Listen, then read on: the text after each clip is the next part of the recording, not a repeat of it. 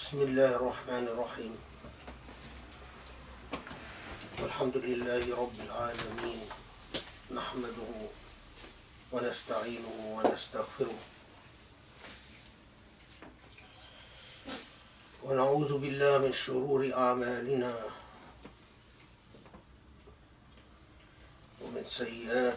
ومن سيئات أنفسنا ولا إله إلا الله وحده لا شريك له له الملك يحيي ويميت وبيده الخير وإنه على كل شيء قدير.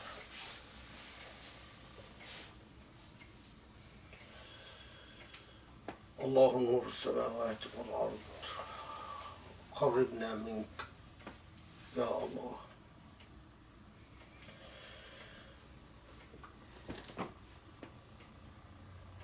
There is no question that all of Islam today and all Muslims today live in trying times. Live in trying times to a very large measure because we as Muslims have lost our compass. Many people still, to this very day, say, why do you insist on speaking about injustices and oppression in your khutbahs? Why don't you make your khutbahs about teaching an Islamic ibadah or reminding people of the importance of remembrance of Allah? After all,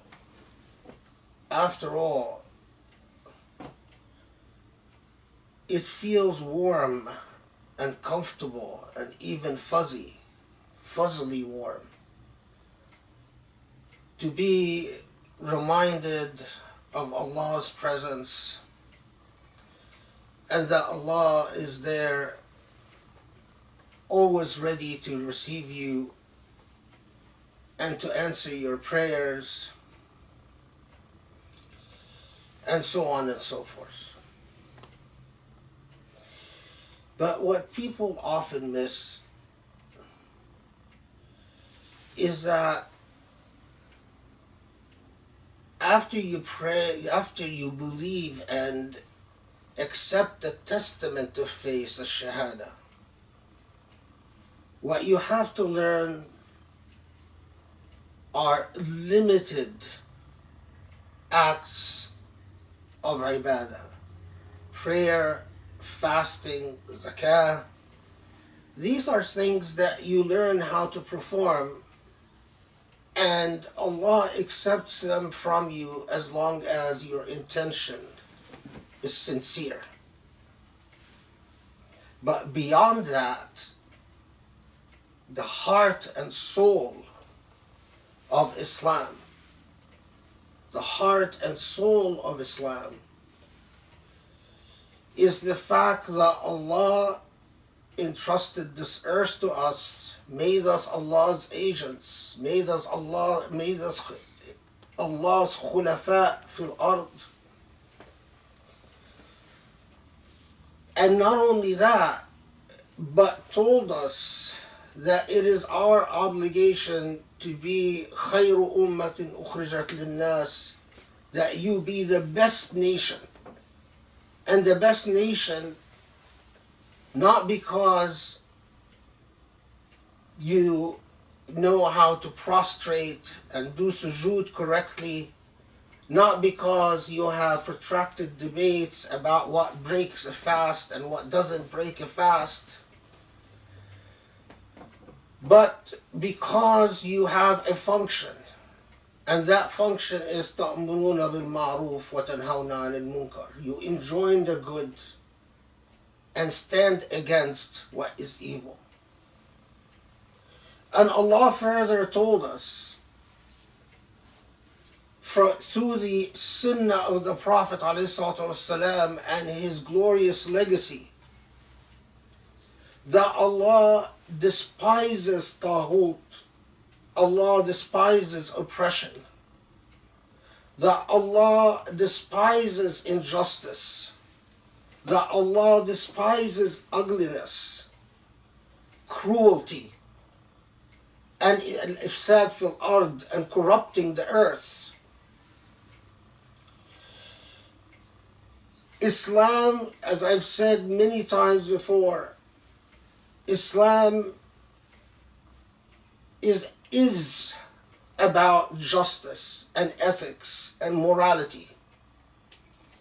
The fact that a Muslim does not feel obligated to think very seriously about justice and to stand up for justice is obscene in and of itself. It is an obscenity. In a previous khutbah, I've reminded you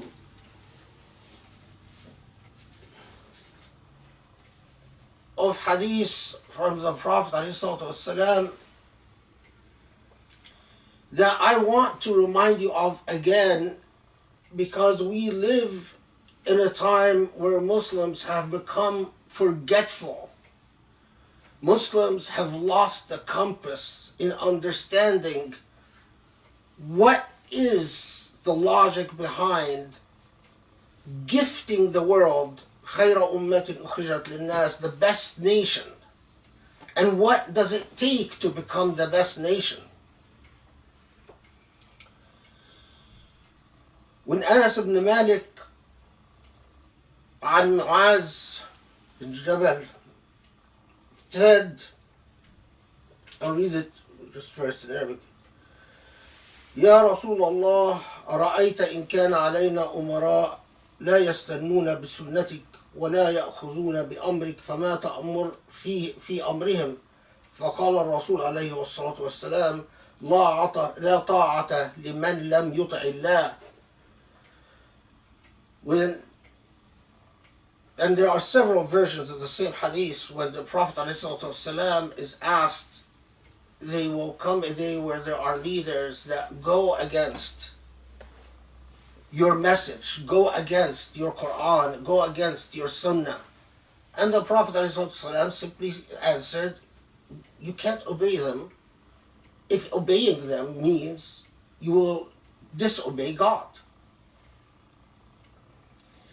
And the other hadith that I want to remind you of before I move on to a little bit of new material. The Huzaifa's hadith, Huzaifa bin al-Yaman, of course. Huzaifa radiallahu anh reports that the Prophet ﷺ said, إنها ستكون أمراء يكذبون ويظلمون فمن صدقهم بكذبهم وعانهم على ظلمهم فليس منا ولست منهم ولا يرد على الحوض ومن لم يصدقهم بكذبهم ولم يعينهم على ظلمهم فهو مني وأنا منه وسيرد على الحوض. There will be rulers, and umara here, it's important that Muslims understand when the Prophet ﷺ says umara, it doesn't mean necessarily presidents, kings, and princes. It means people in power.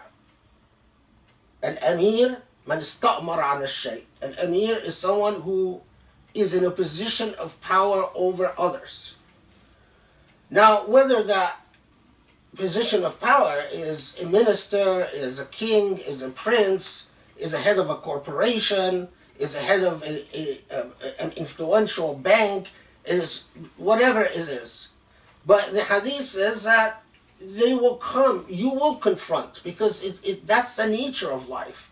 People in power will tend to abuse it as long as those who are under them don't challenge their power and don't challenge their misuse of power. So the Prophet ﷺ told us that you will confront those in power who will lie and who will commit injustice. And if the challenges, if you become among those whose relationship to power is yes sir, yes ma'am, you stop using your intellect and your heart. You no longer think about justice and ethics, and you simply say, okay, you've ordered it. I'm not going to think very hard whether this is just, whether this is fair. So the Prophet ﷺ warns us that you will encounter those in power who will lie and commit injustice. The challenges, those of you who believe, and believe here, صدقهم, means you not just believe them, but you validate. You validate through the failure to deny and challenge.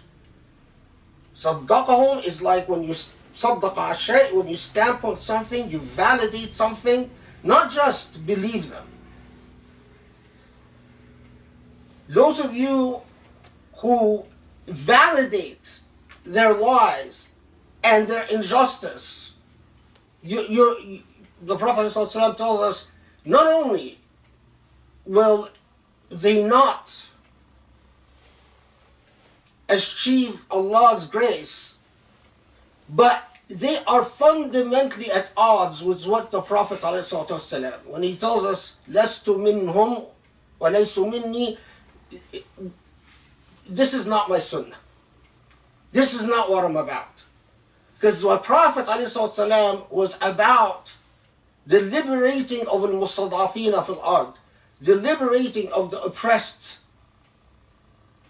And if you fail to understand this, that Islam, at a very minimum, requires that you think about the abuses committed by those in power, and that your psychology rejects their abuses in power. That is the way you belong to the Sunnah of the Prophet ﷺ. Now, recent events gives us a lot to think about and a lot to pause and ponder. I'm sure you've heard, or most of you have heard, that recently a man by the name of George Nader, or I think George Nader, if it's not either George Nader or John Nader, I don't remember, but I'm pretty sure it's George Nader. A man who is formally, officially an advisor to the United Arab Emirates government, an advisor to the Crown Prince of the Emirate, Mohammed bin Salman,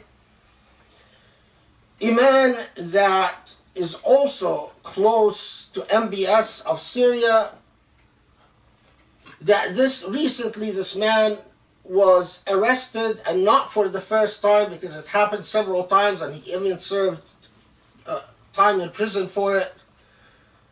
Not, of course, not nearly enough, but recently, upon entering the United States, they found videos of sex with children, child pornography, and bestiality. Now, this is a repeat offender. This is a man that from back to the 80s has had the same offense take place again and again. Okay. So, at the very minimum, we can say this is an abusive man. A man that abuses children and even forces children to have sex with animals and things like that. Now, why do I mention this? Why isn't it a small thing? For several reasons. Why is this something that we need to pause at and think about?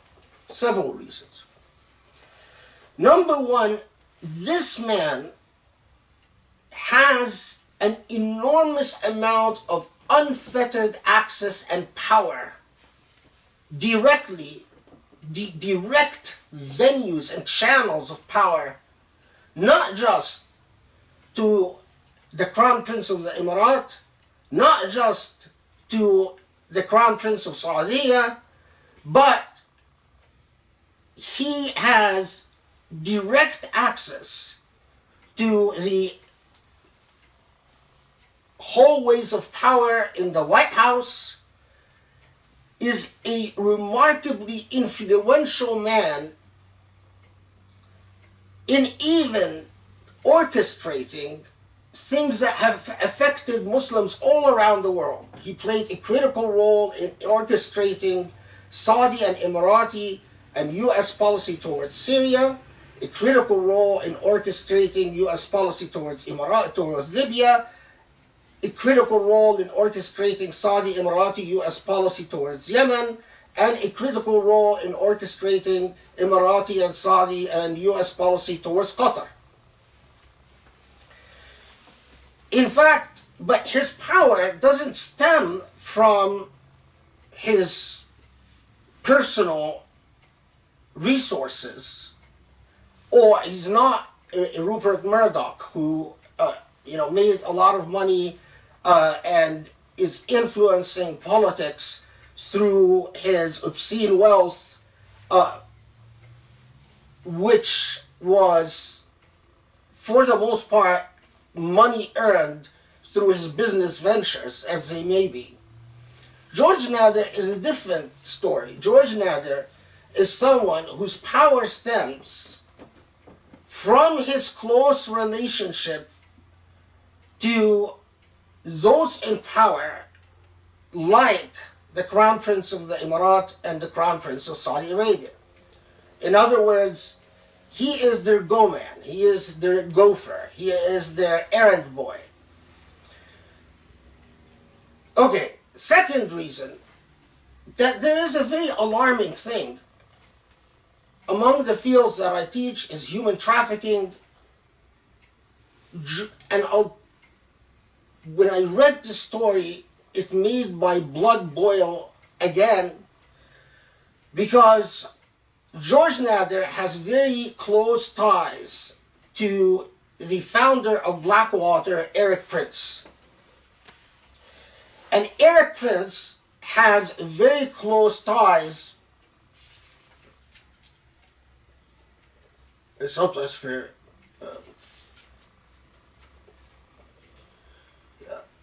has very close ties to Joel Zamel. Joel Zamel is an ex-Israeli military who runs an empire that influences people through social media. He's said to have played a role in getting Trump elected. He was involved in the Mueller investigation. But more importantly for us is that this is a man with connections to people like Eric Prince and Zamel, what's his name again? Joel Zamel. Okay. One of the big problems is that after we invaded Afghanistan and invaded Iraq, many human beings became displaced, and many children became orphaned. And immediately when I saw the story from my work in human trafficking, I knew who these children are. Eric Prince, through Blackwater, an organization that has murdered hundreds, in fact thousands of Muslims, thousands upon thousands of Muslims, and an organization that has been implicated in accusations of human trafficking of all forms. The fact that George Nader has this type of access means that he can victimize defenseless children who are orphans, parentless, in places like Iraq, Afghanistan, and Syria. But even more, child pornography rings never work on an individual basis. In other words, when you see someone from an influential circle, someone with a great amount of power, and that person has child pornography on their phone and bestiality, you immediately know that this person must belong to a circle of similarly influential human beings who exchange this child pornography material. It is part of the thrill. It is part of the psychology of dominating and humiliating and destroying a child.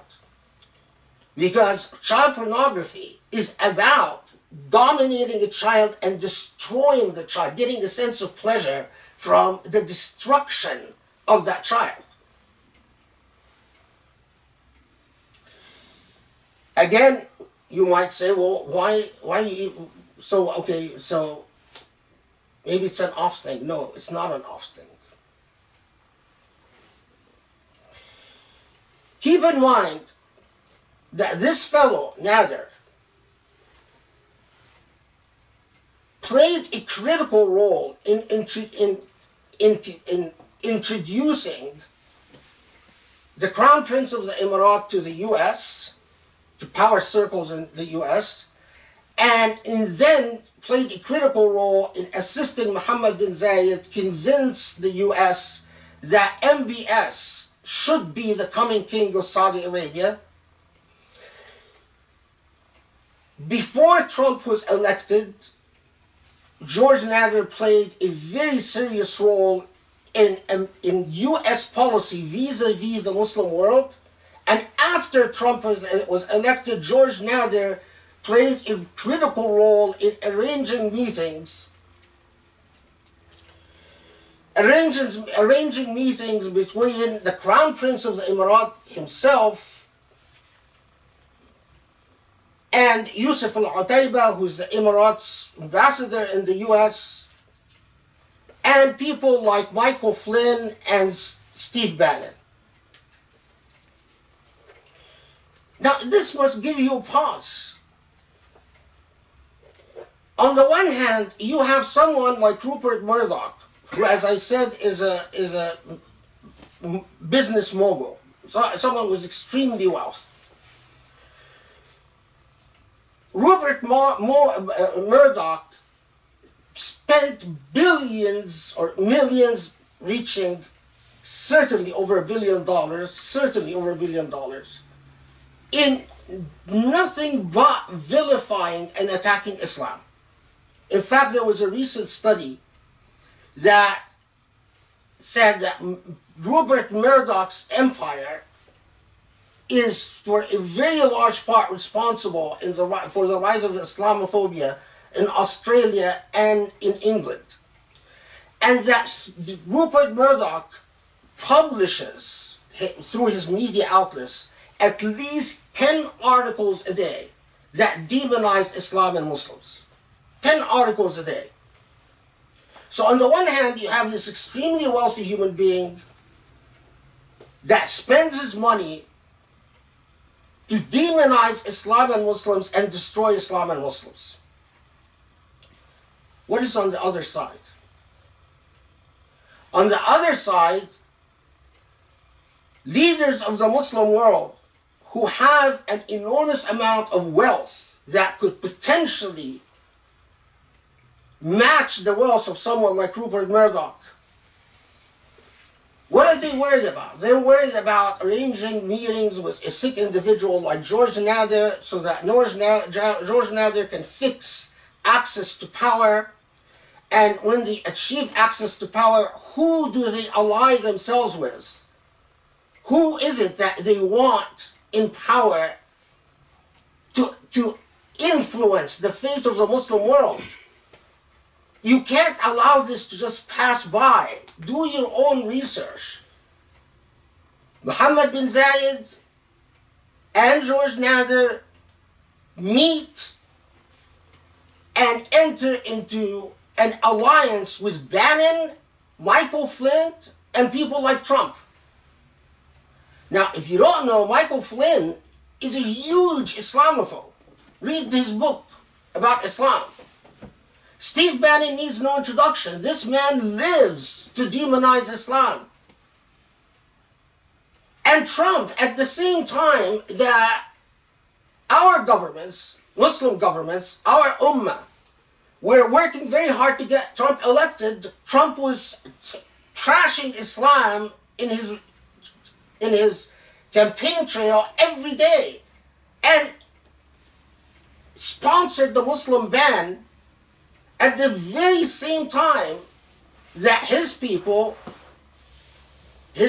people like Michael Flynn and Steve Bannon, were rubbing elbows through the mediation of Nader, rubbing elbows with MBS of Saudi Arabia and Mohammed bin Zayed of the Emirat and Sisi of Egypt and so on.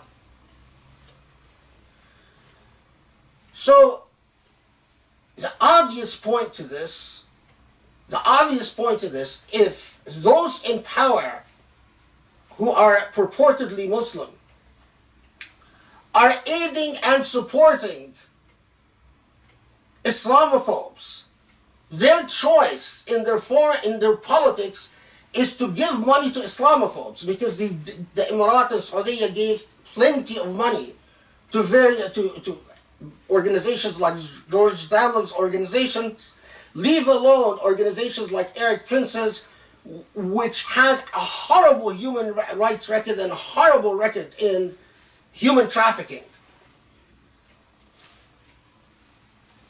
They make the choice that these governments make the choice that they're going to ally themselves with the Islamophobes of the world, with Steve Bannon, Michael Flynn. So it's like this: I will trash you as a Muslim, and you will still come kiss my shoe and give me money and thank me for trashing you as a Muslim.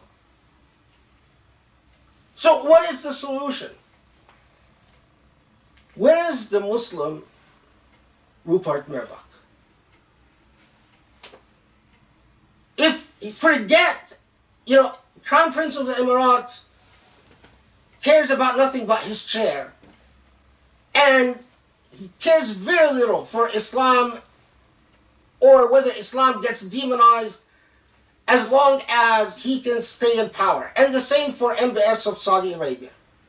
But then the question that Allah will confront us with in the final day, where there are a lot of Muslims who don't belong to a government, in other words, private business owners who are as wealthy as Rupert Murdoch. And if Rupert Murdoch can create an entire empire to demonize your religion all over the world, where are your Rupert Murdoch's Muslims? What I'm saying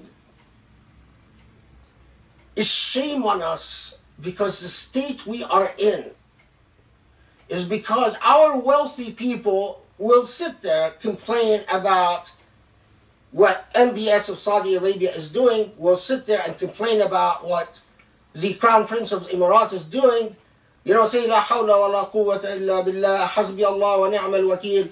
But then when it comes time to actually put our resources where our mouth is, we don't act like Rupert Murdoch. Rupert Murdoch gave billions of dollars for a cause he believes in. And the cause is Islam is evil. That's his cause.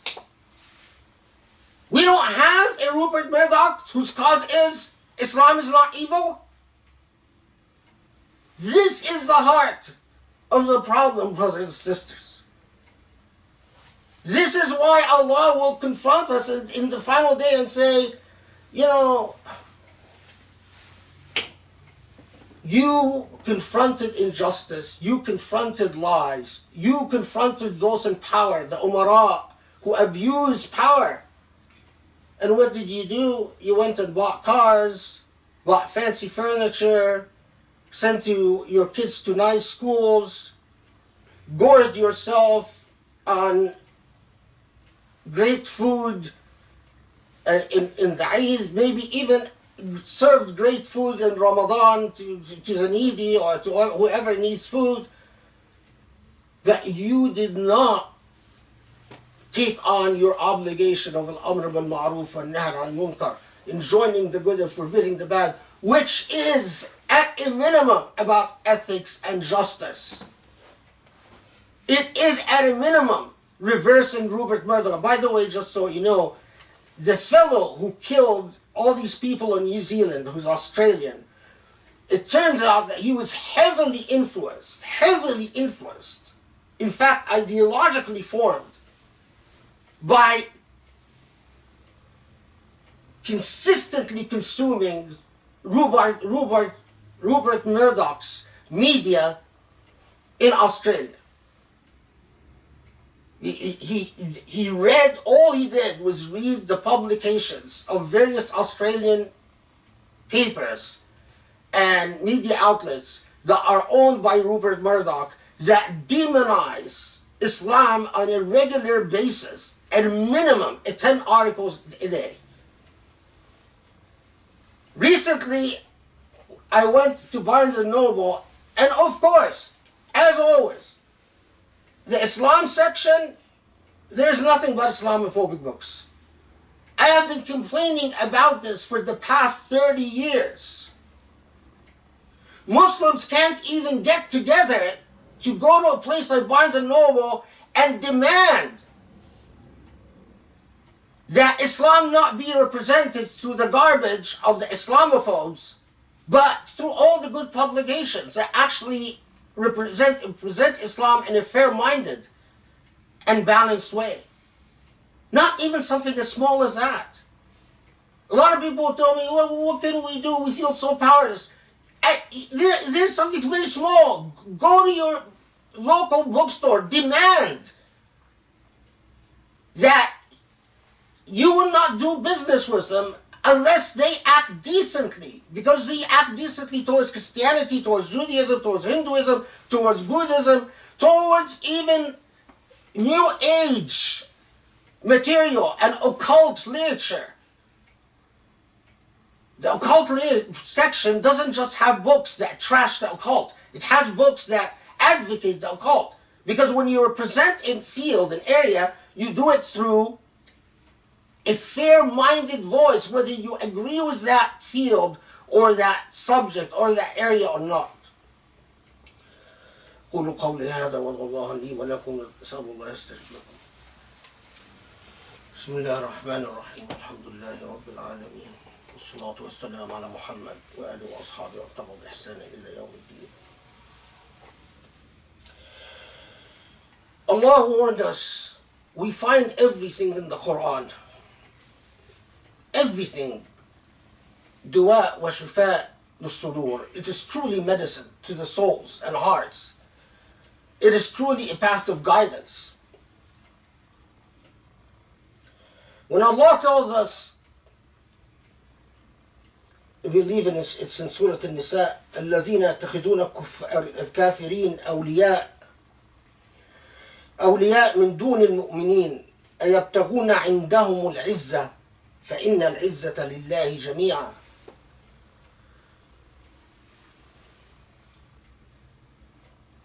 Those who ally themselves to human beings that are opposite the path of Islam, those who are Christian or Jews or whoever Ashab al-Kitab are, and al-Kafirin, kufr means those who oppose the path of Islam, whoever is, it might be, whoever that person might be. أَيَبْتَغُونَ عِنْدَهُمُ الْعِزَّةِ. Allah asks us, you ally yourself to these people the enemies, those who are adamantly hostile to Islam, like Trump, like Bannon, like Michael Flynn, like George Nader himself, who's not a Muslim, do you think that you could gain your izzah as dignity and pride? Because true pride and dignity is only with Allah. That's what Allah tells us in Surah An-Nisa.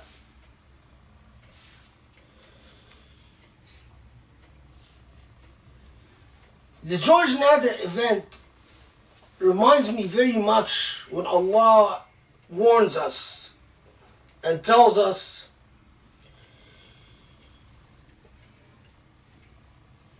إنهم اتخذوا الشياطين أولياء من دون الله. Those who have become allies to demons, shayateen. Or فزين لهم الشيطان أعمالهم فهو وليهم اليوم ولهم عذاب أليم. Very close meaning. Those who are part of the demonic universe, when you make the decision to ally yourselves for whatever political nonsense you seek, whatever political stuff that you want to justify your actions with, you ally yourselves with those who have in turn allied themselves with a demonic agenda, then you are one of them. So when people who are responsible for an enormous amount of power and wealth, who commit a genocide in Yemen, who killed Khashoggi in an embassy, who slaughter untold numbers in Syria, who support a criminal in Libya that kills civilians indiscriminately and has been doing it for a long time. And not only that, who ally themselves closely with a pedophile and a child pornographer. They have become, among Hizb al-Shaitan, the party of the devil. And it exactly then harkens back to the umara, those in power, who lie and who commit injustice. And the question is, what is your position as a Muslim?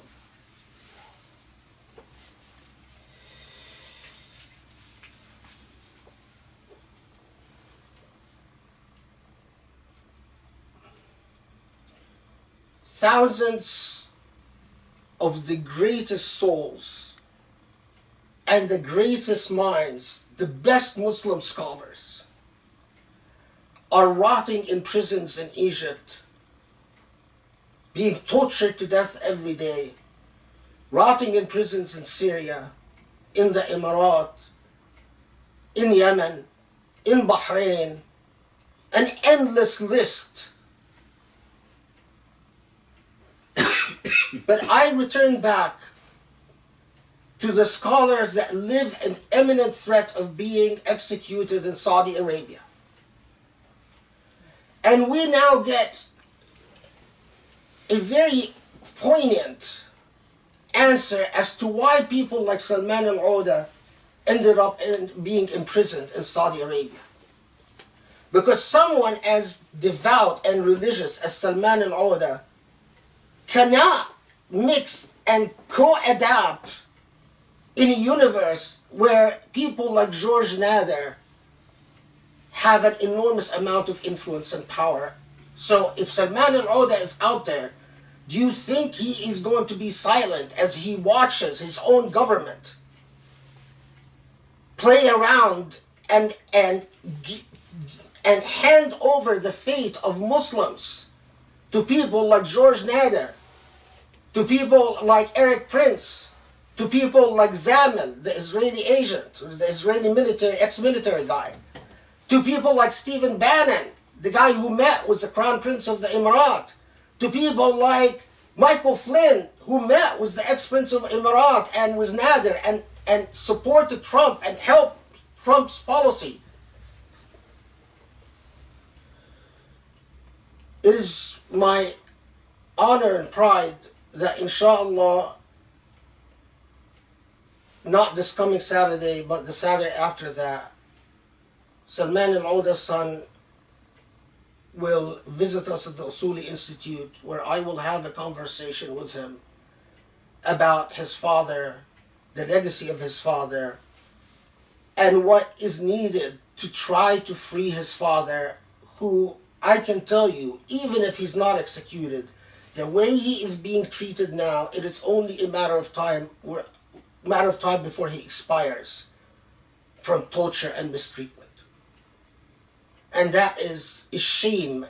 This is part of the reason that Allah looks at us, looks at the George Naders, our relationships with people like Michael Flynn and Bannon, and the way we helped Trump get elected, and then the way Salman al-Auda is rotting in prison, and all the people that like Salman al-Auda have expired everywhere, and then watches Muslims in the United States who are spoiled, and Allah has given them ni'am far greater than anyone else, and Muslims in the United States and Canada and Europe and so on, and finds them sitting there twiddling their thumbs saying, what can we do, what can we do? And Allah will not bless us. Allah does not give victory to the unjust. And we are unjust because of the injustice that we fail to stand up to.